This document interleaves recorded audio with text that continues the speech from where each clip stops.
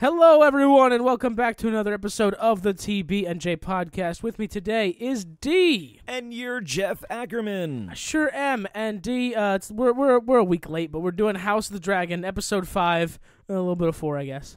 We'll reference it. Yeah, because I mean, at this point, you don't care about what episode happened. 4. You care about episode 5. Everybody covered it. Right. Theme song. TB&J.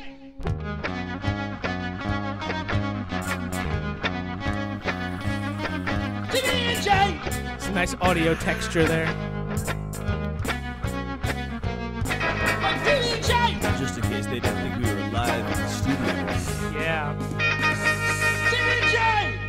That theme song's actually performed live every time. John just lives here next to John. the studio. You can go now. Thanks, man. Back to your hole. Back to your music hole. I'll call on you when I want you. So, Episode 5. Jeffrey, thumbs up or thumbs down? Thumbs up. Yeah, me too. Dude, It's a double thumbs up. I'm very, very pleased where this show is going.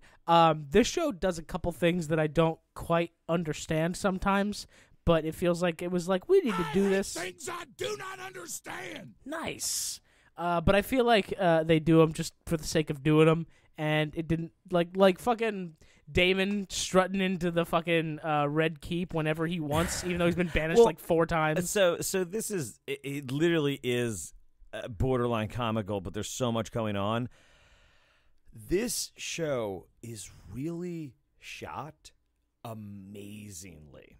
And I don't know if it's getting enough credit. Like, it is beautifully done. That wedding scene from top to bottom, this, people are calling it the green wedding.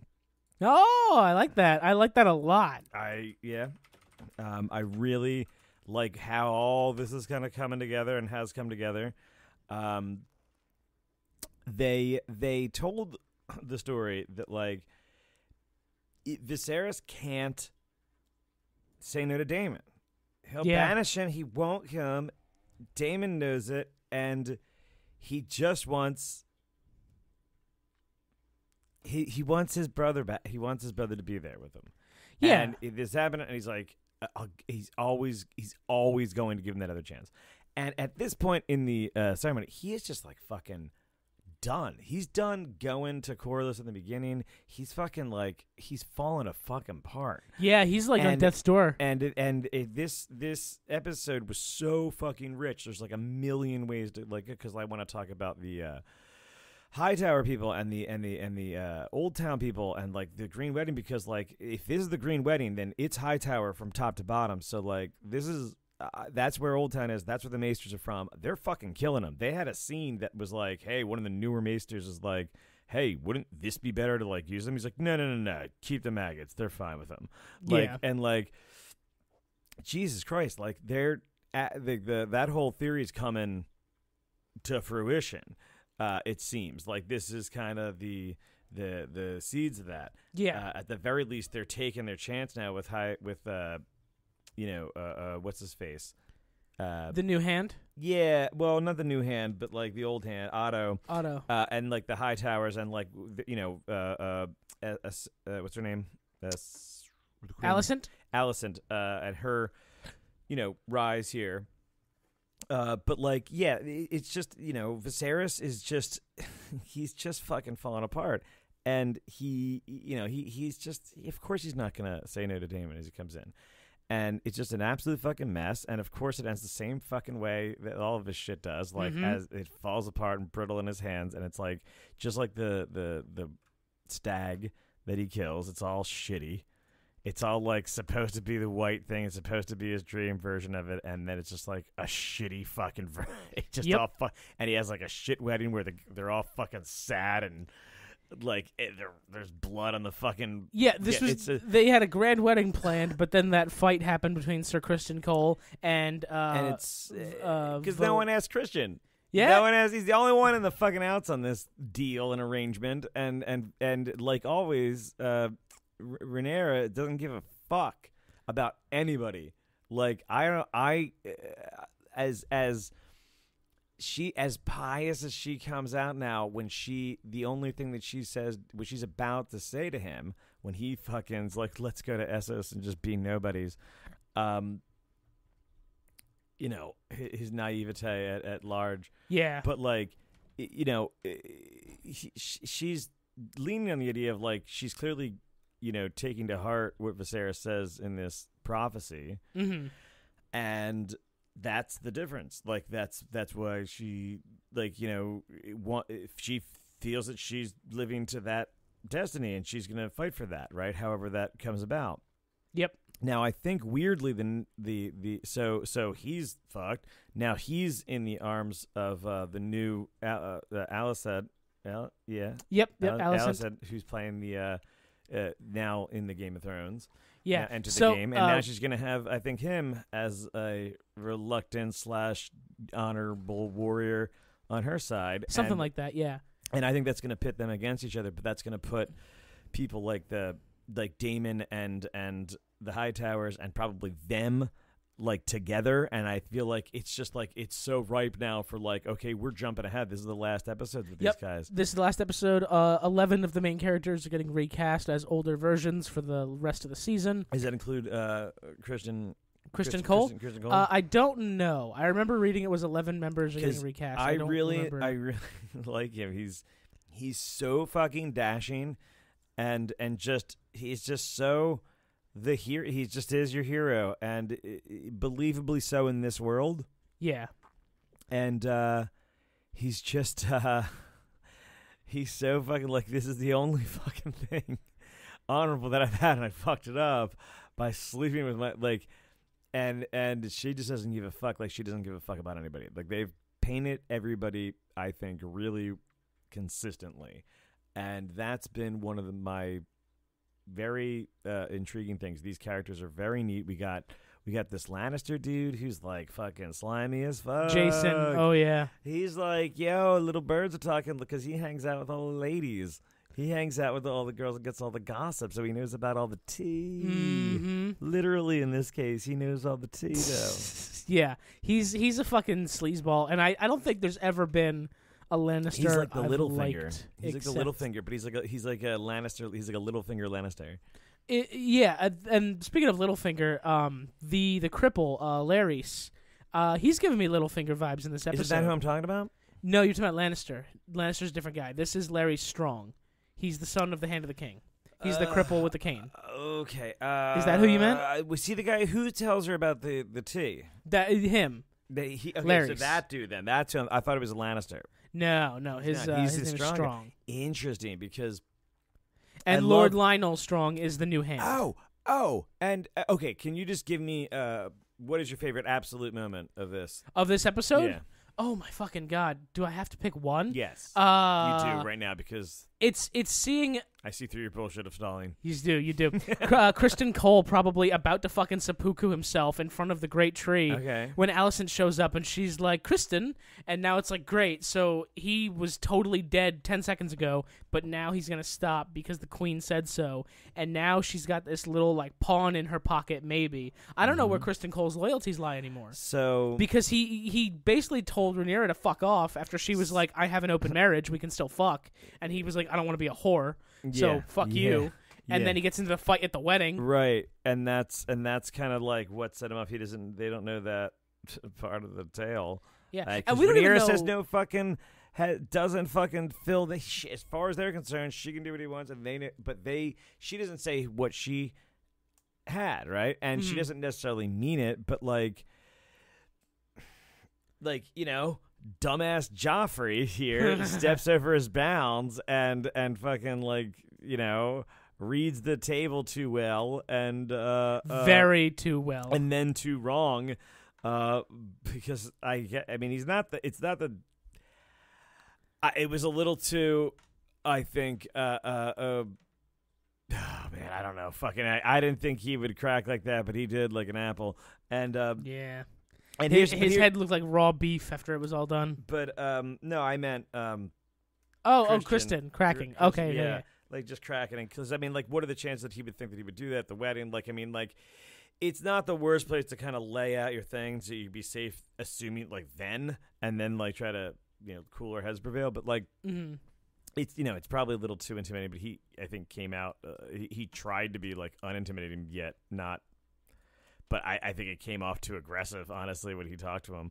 But either way, there's so many fucking things happening at this wedding. If I had to say a favorite part, it had to be in the midst of this chaos of him beaten, and you don't even know what's going on, I think, and maybe it's just revealed. Hand, right? Yeah. Does he not nod? When? He nods. He nods to some guy who goes and grabs the princess. You mean Breakbones? Breakbones? Remember that when he was the one who gave Varys the advice previously. To say no, he's like, let me guess. My daughter should marry your son, Breakbones, the strongest man in like all of the like Breakbones strong. Like he should be the. And then he's like, no, sir. He gave him like pretty sound advice. That's why he's pretty hand right now. He nods to Breakbones, who just goes like and like fucking like rails through the crowd and like fucking. You didn't see like the strongest man in Westeros. Yeah, the new mountain. That was the dopest. It is just the most. He just picks up Rhaenyra and puts her on her shoulder. The thing is, like, there are so many things happening in this scene, and it's so like the tension, every entrance and stoppage of song, and like she interrupts his speech, and like Daemon comes in, that she interrupts his speech, and like the dude is like, you killed fucking your wife, the Lady of the Veil. I don't even know her Bronze name. Bee. The Bronze Bee. Dude, right? That woman, I loved her as soon as I saw her on screen, and then as soon as she introduced herself, as soon as she addressed Daemon as husband, I was like, great, she's dead. This is the thing, is they basically confirm this here. What threw him is like, I knew you couldn't finish, like, and she's like, wouldn't you, like, did you come to finally consummate our marriage? Like, he had like the whatever ire they have is just the fact that like they have consistently showed with no women he has been able to do anything. I think he was. That is I don't. No, you're right. Because that whore he was with in like the first or second episode, and her whole thing. Now, the assumption may have been that like he lied and said she was pregnant, right? Yep. But like you just assumed that like, oh, maybe she's pregnant. But like her whole thing was just like, I came to you to get out of all of it. Like her whole thing was like, I was with you because like I didn't like you weren't gonna do anything. Yeah. Like and now you're like saying this. So like it is like. Every episode with Daemon has been like confirming this again and again, that like it's because at first it's easy enough to just play it off like he's not interested or not whatever, but like he's literally around all his dudes who are fucking everybody and he's just chilling, and then they have like, you know, like him turn somebody and then it's like again and again, again and again. That's a really interesting point. Maybe Daemon just physically can't get it up. I feel like a bit like. This is every reveal you had until they literally said like the thing that makes him seemingly, because they never fucking show anything and he never says a word in the opening scene. He never says a word. Yep. It is just shot for him to like, she talks and as she's talking to him, realizes that like he's gonna kill her, and he just steps forward. She gets startled, which startles the horse, and she falls back and cracks. And apparently, all the books say is that she falls off her horse and her skull is crushed. And skull was crushed, and they like it's like a weird detail. Yeah, because like she breaks it, and then she's like and he's walking away, and she's like, I knew you couldn't finish. Like sure you couldn't finish, and that's when he turns around, and he had started. She started the conversation by saying, "Come to finally consummate your marriage." Yep. And he always like hid behind like, oh, she's so fucking ugly, and she's fucking gorgeous. Yeah, she's awesome. She's absolutely awesome. He's just like, he can either only get it up for Rhaenyra, or I mean, maybe it's only for Rhaenyra. It could also be like he can only get it up when they're not into it. Maybe he just has like a rape kink for all we fucking know. No, because he was think that's the in the brothel. He was like on board for a minute until she was into it, and then he suddenly gave up. I mean, maybe. I wouldn't be surprised. He's fucking chaos. That's a chaos guy. Yeah. Like, when she's there, she's fucking tempting him in the dance, and like all that chaos of the dance. It's so beautifully arranged. It's like a goddamn like Broadway play up there, like with like all like choreography of like motion and all these fucking plot points being like, oh, I don't know what the fuck is going on in there. And you think, and it's led to be like, oh, it's Damon, and he's fucking doing it. She's like, fucking take your throne, kill me right now, like slay through the Kingsguard, like do that, like take me as your wife, like kill Laenor or like whatever, like just like fight through the king, like just like fucking do what you like. She's like fucking, she's just egging him on. He's gonna fucking do it. Like, he might be crazy enough like, to do it. He's fucking insane. Like he's gonna do it. So like I think they've told all of those stories like really well, and I'm like, okay, motherfuckers. And Otto's like statement to her before he leaves is like exactly the logic that like the actor of Otto has been playing. Yeah. Of just like, he's just fucking doing what he can with the situation. Now, yeah, like he led all these things to, you know, could you make different decisions? Like maybe, but like he's making decisions and Viserys is going along with them. What's he supposed to do? Yeah. He made me a hand. I'm going to do this. This is what's best for, of course, me in the realm. Like, Why wouldn't he? So, like, this is their chest, and, like, now that it's ingrained in Alysanne, then you know, it's already, he says it right out. He's like, it's already too late. Like they won't accept her, and then to claim it will cost your kids. Like, yeah, in order to solidify her claim, she must murder your children. It's going to happen. Like it's already being advertised. Like that's when she enters the game. Yep. That's why it's the and that's also like she's finally truly alone. She has not a single ally or friend left in all of King's Landing, with her father going back to Hightower and her husband, who's like never really been a partner. Just more of like a duty marriage, and then fucking Rhaenyra, who doesn't give a shit about her anymore ever since she became queen. Like she's completely alone. She needs to figure out what the fuck she wants and what she wants to do. So what I see, right, is like, so you have Daemon, right? Yep. Who wants the incomparable essentially wants the throne, but essentially wants to reign with Rhaenyra. Essentially, like, I think, like, if I have his motivations at this stage accurate, right? Mm-hmm. Like, because as Otto says, and this is another conspicuous thing about the Maester conspiracy, is that because and I want to explain that more for anybody in a second, but that he's saying, like, he may not be today, may not be tomorrow, but like he is going to die a young man. He will not die an old man. He's not going to die an old man, right?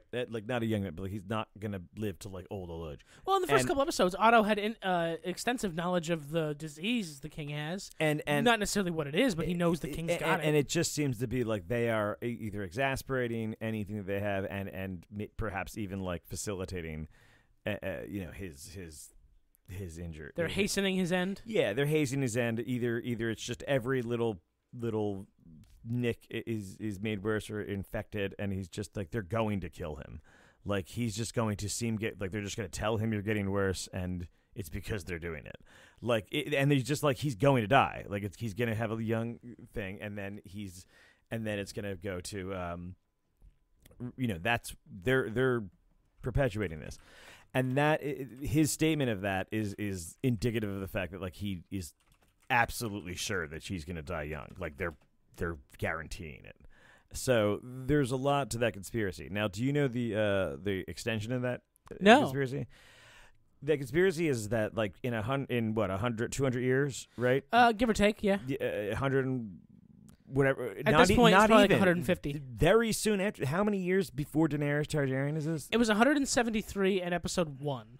And we've had a couple time jumps since then, so it's probably around 150. So 150 years. There's still dragons 150 years ago. So I assumed when we saw Game of Thrones that like dragons were I thought it was 300 years. 300 years before it. I thought it was 300 years. I That can makes look a little that up more real quick. sense, only because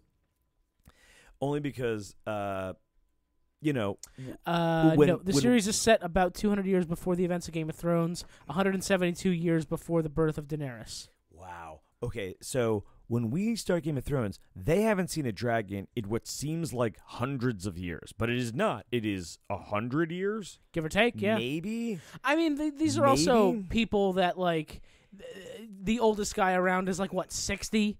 So, like, memories are different. Damon, Aegon Targaryen Like, over in Game the of thing. Thrones. In Game of Thrones, Aegon Targaryen in fucking up at the fucking the wall is like 107. He like. Is he? Yeah, I know he was super old. What's his Maester whatever? Maester Aemon. Maester Aemon Targaryen, yeah. Aemon Targaryen. So yeah, so like they're not. We might see the birth of that guy. Yeah. So here's the thing: is like they must, no matter what, they have to disappear soon, and they are ripe with dragons right now, with tons of dragons, right? So they have to be extinct and tiny soon. So they're saying that the Maesters are kind of like caging them, putting them in their dome to keep them docile, and then they get smaller in there, and they don't produce and they don't make like and then like the eggs are like, you know, so in a war maybe some eggs are lost, or like this happens, and like they just dwindle until they're just gone, and like, and they even say in Game of Thrones like, oh, the last couple dragons were like barely as big the as size dogs. of dogs, Yeah. like, you know, and you know, and that they say like that was like 100 years ago, like over 100 years is probably what I think he says. It has to be over. He's like, oh, we haven't seen a dragon in over 100 years, like. So It is interesting that they have to be gone soon, within the next like 50 years, which I think like this show could fucking span. So well, if the Targaryens do launch into a war amongst themselves for succession, like the kids versus Rhaenyra versus Daemon, then that could easily kill a couple dragons right there.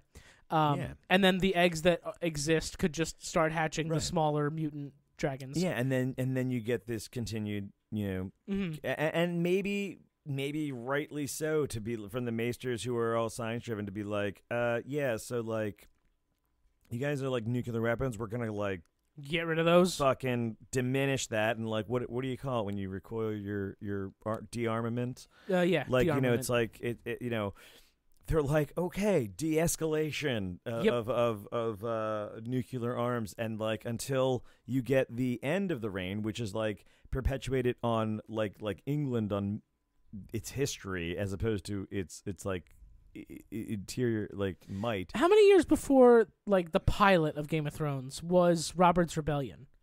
It was just like 15, 20, right? Yeah, like 19 years, I think. Because So- that would be so- the end of the Targaryen reign. So right, so it's roughly like maybe 22, 23 years ago or something like that. That the before the Game of Thrones starts, that like Robert's been in charge for like 20 years, and the Robert's Rebellion is like is like a pretty long war. Mhm. So like, you know, when do you say the reign? So it's somewhere in there, and then as he gets his throne, the Iron Islands don't go. So it's Iron Rebellion, or the Something like that. The Greyjoy Rebellion? Greyjoy Rebellion. You know, is kind of like a Gulf War I kind of thing. Like where in my like they don't. It's like they even say like it's a shit rebellion. Like because what's his name? Theon is bragging. He's like, oh, my father's in the rebellion. He's like we lost, and the only reason I'm here is this. He's like, then I guess it was a shit rebellion. Like it's a dumbass like thing to do. Like he shouldn't have fucking fought it. Yeah. Because like, you know, he just kind of gets, his whole family gets wiped. Like that's the whole thing, is that he only has his daughter left. The others are seemingly dead, or except his brothers, but only in the books. Kind of Weird. The one comes back. It's weird. But yeah, and his son, the other two sons, I think, were killed, and Theon was sent as a ward to Starks. Like Right. that was the kind of end result of that war. But that's where you got stories of like, what's the guy's name who was like hot for Daenerys and got grayscale? From the Bear Island. Right. Anyway, that dude, Ian Glenn, I think, played him. Yep. He Jorah. Sir Jorah Mormont. Jorah Mormont. He says like about Beric Dondarrion or whatever, whoever like would had the flaming sword. He said like he came down like running like in the middle of that rebellion like with a flaming sword running down the hill first into the battle, like, and he was just like, holy shit. It was like the most inspiring thing. He's like, I thought it was the greatest war I've ever seen in my life. And he said, I was drunk as fucking hell. It's just like, and it's like such a, but like all the hardened warriors that you hear of at the beginning of Game of Thrones essentially earned their bones in the Greyjoy Rebellion. Like anybody who's like anybody in Game of Thrones for the most part was in that. I mean, maybe the Hound and the Mountain are too young. Maybe that's a hard one to say. Like, I don't know, because they don't seem overly that much younger. But like the Hound, I think, and the Mountain are very drastically in different age, and the Mountain is not. I don't think he's old. If he must, the Mountain's like probably was probably like 30 maybe when he did that, and the Hound was probably like almost pushing 50. Yeah. So either way, point being that like it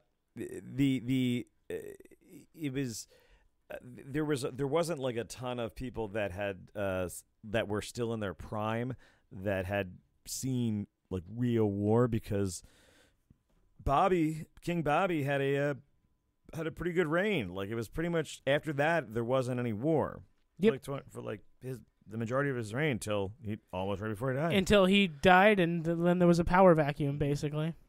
And everyone was like, well, I should be king. Right. Brr, brr, brr, brr, brr. Because they completely played it from the beginning. So all of this is, obviously vastly connected in the sense that, like, you have these, not much, it seems, in the way of technology movement in these 200 years. There's not though there's all this like history of like the family interconnectedness. There's not much in the terms of like the world building of like, is there no difference in how things kind of work? Like there's no technologies, and I'm wondering, is that because like, but I just don't see it. Like there's nothing. Like it seems like, honestly, they're getting like almost less technological, to the sense of like, in the past they built the fucking wall. Like in the past they built these fucking huge structures with all these maze,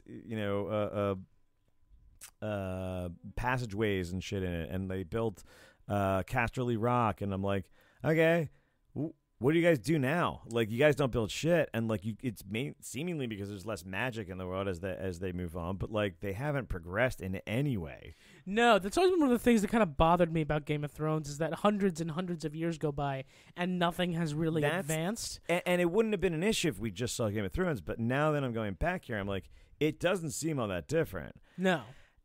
And it seems borderline the same. But like, then I asked myself, like, well, is medieval times kind of like that? Like, can you go I mean, we're a little used to in this day and age to be like, nah, man, I can't go a year without things being fucking different than last year. Meanwhile, like in all truth, like even from like the 50s through the 90s, shit was pretty much the same. So that's like 40 years worth of time. Like people went to drive-ins throughout that time. Like you did like very simple, and that's we consider that a pretty long time, and that's 40 years. And then you get to like, but even then it's like, okay, so the entire 20th century is just like 100 years is pretty much like, okay, just electricity basically basic, just phones and basic, Well, movement that way. The 19th century, or I'm sorry, the 20th century, the 1900s are a very unique example. That's what I'm saying is like it's progressively faster. Yeah. And like as you go back, it's just like a computer where it doubles its. Exactly. We kept inventing things that made the previous things better. Exponential growth and speeds. So we're used to very fast. So I guess I definitely agree that you can go a couple hundred years in the medieval times and not really progress at anything. Well, the medieval times in history lasted about 1,000 years, which, I mean, it makes sense. Also known as the Dark Ages because everybody kind of disavowed science and it was more about religion and the gods and staying true to like what originally made us people. The religious times of the Dark Ages. That makes so much fucking sense. Yeah, I bet it does, Mr. Atheist. But that's kind of it. So it's not outside the realm of possibility, but to us as modern day listeners, it's like it's been 200 years. You guys haven't like found electricity yet. It just seems odd to me as a modern viewer. But if I suspend that disbelief, especially for a society that definitely has people that have summoned other dark forces of nature. Like they clearly summon all kinds of they or have some manipulative control over elements of their natural world. For sure. To create shadow babies. It's a world where clearly magic exists. And dragons and you have all of Old Town actively researching things and doing science. Like there should be somebody out there, right? So like crazy Maester Ben Franklin. Yeah, magic is weird in Game of Thrones. It's usually very like it's I think they don't get very much into it. I think a lot, but like it's very classically driven in terms of like there's a trade off. Like it's witchcraft where they have drinks that like people have this blue drink that people have. So like a lot of these guys from Essos would like have like blue stained lips because they would be always drinking this thing. But like that it's like almost required to like kind of do some of the magical things that they do, which is like hallucinatory things, seeing multiple versions of them, that kind of stuff, like Doctor Strange shit. Right. But like they need to be able to access that, and it's like obviously there's a trade-off. Like it kind of eats. They're kind of weird looking. They kind of deforms. Yeah. When the Red Woman summons that ghost baby thing to kill Stannis the Manus' brother, she does say this takes a big toll on me personally. And I she's guess super old, and she uses a glamour, type of thing to hide it. So it's like that's what they can do as well. And she uses a talisman to do that. So like it's another thing that like kind of prevents like they can kind of channel some things through that, but there's usually some kind of trade-off. God, all of this talk just makes me want to rewatch Game of Thrones. Yeah, I mean, it makes, honestly, I would recommend reading of the books like just on Audible. I own them. I've just never opened them. Yeah, I don't know how to do that, but I can. I want to get them on Audible because I read the first two on Audible. And I perfectly like that because I can clean and like just listen to the book. That's why I love podcasts so much. Yeah. Yep. So like every now and then I want to like throw in a book or like I read the first two. I should read the others because apparently like the next two are like the best fucking ones. Right. I'm always hesitant to start the books though because I know they're not finished and they haven't been finished since like I was a toddler. I mean I want to.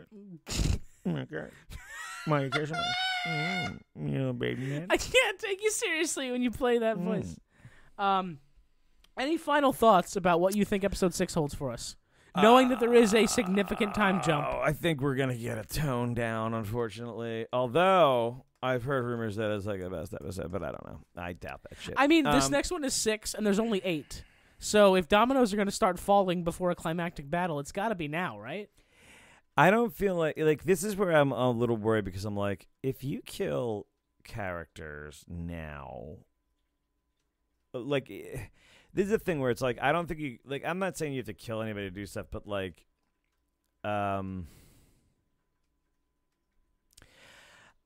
it's like will I aren't I gonna just start reliking this character as the older version of themselves? They're in a way especially when they're literally played by another person, they're gonna be a new character. Like I don't care as much about them yet. Right. Like so, like if they show me Kristen Cole as like a different actor now, which Antonio I don't know if it Banderas, is, and yeah, he's like Antonio Banderas. That's who I would good. cast. I like it. I see it. I know what you're saying. Thank you.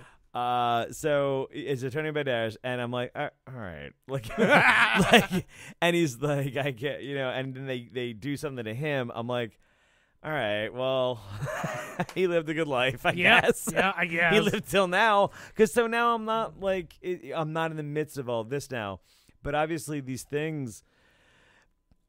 Like even the Damon stuff, like that's clearly over like months or even a year that like he's been banished, and it seems like he's like coming back next weekend and being like, I'm back. Hey guys, Daddy's home. But it's a while, and you're kind of like, he doesn't. All right, fucking A. All right, fine. You're not grounded anymore. Just sit in the corner and don't touch right. anything. That was exactly what it was, and he's like always gonna do it. And fucking whatever. But. Shit. I'm concerned that I'm not going to like the new characters or the new actors playing the characters. Yeah, I have a lot of concerns. Because I've grown very accustomed to Millie Alcock as Rhaenyra, and she's done an outstanding job, especially for a fucking 22-year-old. Yeah. And this is her first big gig in her life. She was a fucking dishwasher in London until she got the phone call from Game of Thrones. So I want to, so I'm very intrigued to see what they do. Apparently the new Rhaenyra is Emma Darcy, who's like a Netflix star. She's done a lot of Netflix stuff. Netflix darling is the word I was looking for. A Netflix darling. Yeah, she's been in a lot of Netflix stuff, apparently. Yeah, I bet Netflix been into a lot of her. Plot twist! Okay. Her middle name is Zia. That's pretty What cool. do you think will happen next? It's episode 6, right? So shit has to start hitting the fan, right? No, it so, just did. Shit mildly hit a floor. fan. Hit the floor. I mean, he hit the floor specifically. But, like, I want to see the sides finally being taken. I think this is the episode where King Viserys finally dies, and Rhaenyra has to try to take her spot as queen, and then we have Alicent in her big green Hightower dress saying, actually, I think my son should be king, because Aegon II is I think I cast. saw in the preview that they're, like, old teenage little bitchy kids or something, and I'm like... Aegon is a teenager at this point, and Rhaenyra is a young adult. I believe she's in her 20s, maybe 30s. But it's Viserys. I thought he was dead this episode. Yeah. He was like dripping blood out of his face before the wedding, and then he just collapsed at the wedding. And then the preview for 6 shows up, and he's right there, and I'm just like, there's no he fucking really way. old too. But there's no way he survives the time So jump. I think it's like what? It's supposed to be like maybe 10 years later. I think so, something like 15 that. years later, maybe. Yeah, so something like that. But I'm like. Just to be clear, 10 we've years. Yep, been you're right. at a hell of a lot of locations in these 5 episodes. We have And I could have used a goddamn map. I miss that map, man. I miss that map every episode, and it is not shameful, HBO, to get that. You're already reusing the title song. Just grab the map. And I'm thinking that they can do it like this. Like, they can do the bloodline thing until maybe this episode or something, right? And this next one where he dies, and then, like, suddenly the whole bloodline, like, cracks and, like, does this whole thing, and it, like, falls into the map, and you're just like, this bloodline here, and we kind of see the blood mix in with the map, and we see kind of where those bloodlines are going or who's with them and stuff like that, or we start to see That's a really neat idea. like, just mix it in, cut your losses, add a little blood motif into the map to get to give homage. Yeah, to just your, throw a little blood motif in there, you know. throw it in there Like you do. A little blood In your motif. Like, Gothic somehow paintings. mix your blood idea with the map in some way, and just say that was our plan all along. You know what, D? I think that might be the most tepid pull I've ever heard on the show. Right there, then we are officially done. All right, cool. If you liked us, please leave a kind review on your favorite podcasting platform, preferably the one you're listening to us on. and follow the that laugh at the end. I know. If you're new to the podcast, we do like messing Jeff up every time we can. Yeah. And when I say we, I mean there are other podcasters, but they're not doing on a the show. hiatus. We're on a hiatus with them. I am not hanging out with them right now. That's true. We all haven't done a podcast together in a while. I think this Friday would be the first time. I was only referring to Troy. Oh, okay. Well, yeah. I mean, Actually, no. Chris won't be on that one. I have no idea. Next time we're all gonna be I'm together. just kidding. Miss you, Chris. There's links in the description. Click on them, please. Check us out. Love you all. Good night. Watch us. Listen to it.